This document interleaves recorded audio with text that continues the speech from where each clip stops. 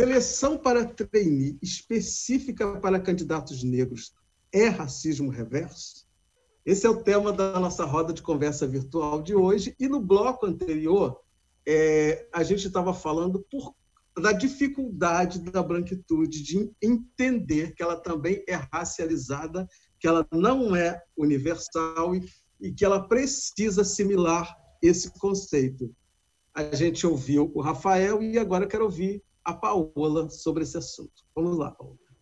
Bom, um dos nomes mais importantes, né, de pesquisas críticas à branquitude que nós temos no Brasil é da professora Maria Aparecida Bento, que junto com a Iraí Carone, né, organizaram um livro chamado Psicologia Social do Racismo, e nesse livro a professora Cida Bento traz o conceito de pacto narcísico. E é exatamente porque não se quer quebrar esse pacto, né, entre pessoas brancas que muitas, né, pessoas que fazem parte dessa população preferem entender que não são racializadas, porque dessa forma, como o próprio Rafael comentou no bloco anterior, seriam, né, aí continuariam, né, garantir os seus benefícios raciais que foram historicamente herdados por elas, né?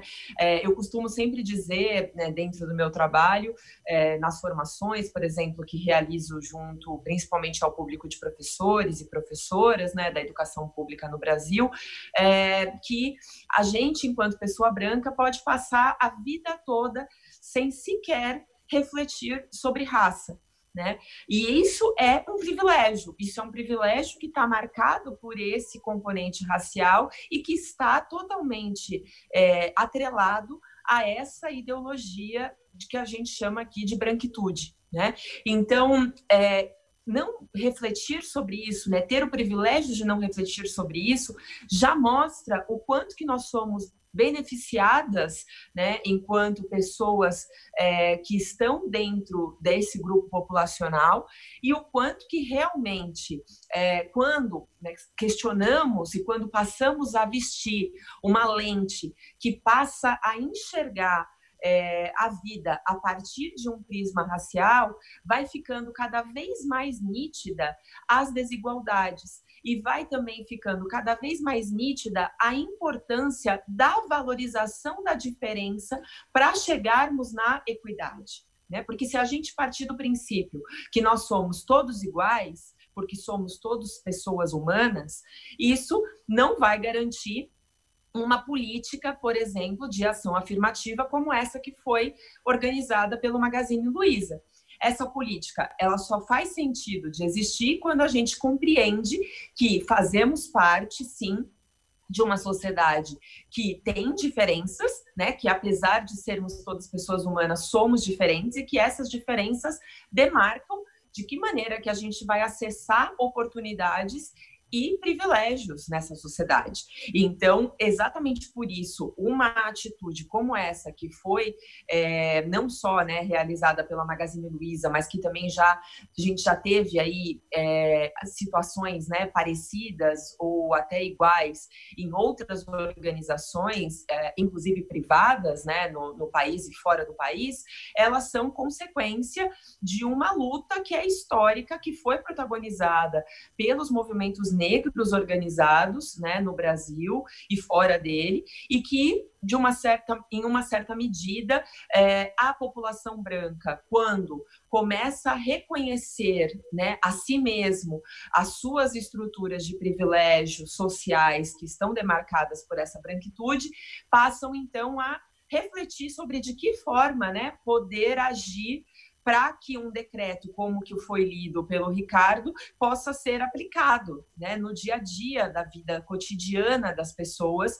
e que uma lógica, né, como essa de racismo reverso rapidamente possa ser desqualificada quando a gente compreende o conceito que está por trás desse ser e estar no mundo, né? Porque a nossa vida é muito complexa, então não dá para a gente, a partir apenas de opiniões, né, ou de achismos, qualificar o que são ações institucionais como essa, né? Ações que vão buscar alterar de maneira mais profunda e mais eficaz esse racismo institucional que está presente na vida da gente todos os dias e que beneficia historicamente essas populações brancas, né? Da qual eu e Rafael fazemos parte. E aqui, quando a gente vem a público, a gente, né, inclusive, inicia a possibilidade, né, de quebrar esse pacto narcísico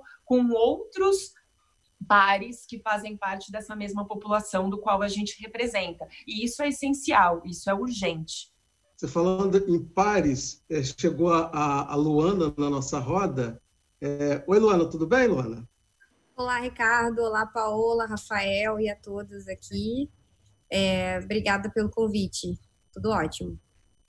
Então, para quem não sabe, né, Luana Genot é diretora executiva do Instituto Identidades do Brasil e idealizadora da campanha Sim à Igualdade Racial.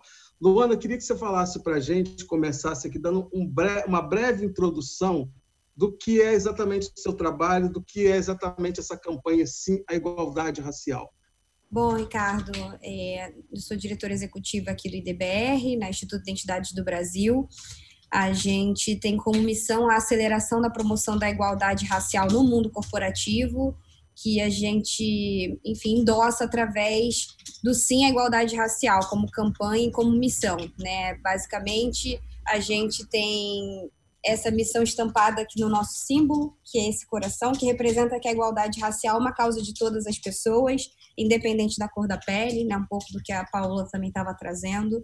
Essa é uma causa de toda a sociedade, assim como deve ser a luta pela inclusão de pessoas com deficiência, assim como tem que ser a luta pela inclusão da população LGBT, assim como tem que ser a luta contra a desigualdade de gênero. Todas as causas nos pertencem. Então, o IDBR, a partir desse entendimento e do entendimento que a sociedade se relaciona muito com a causa do racismo pela negação, a gente decide fazer uma campanha que diga sim a ações afirmativas, sim à igualdade racial, sim ao endosso da lei do Estatuto da Igualdade Racial, que nada mais é do que um aparato legal a ações como a da Magalu, a ações afirmativas que visem a acelerar a promoção de oportunidades para a população negra no mercado de trabalho de forma mais rápida, né? Então, o Instituto ele se baliza por 3 pilares: empregabilidade, educação e engajamento. No pilar de empregabilidade, a gente tem o selo Sim à Igualdade Racial, que ajuda as empresas a diagnosticarem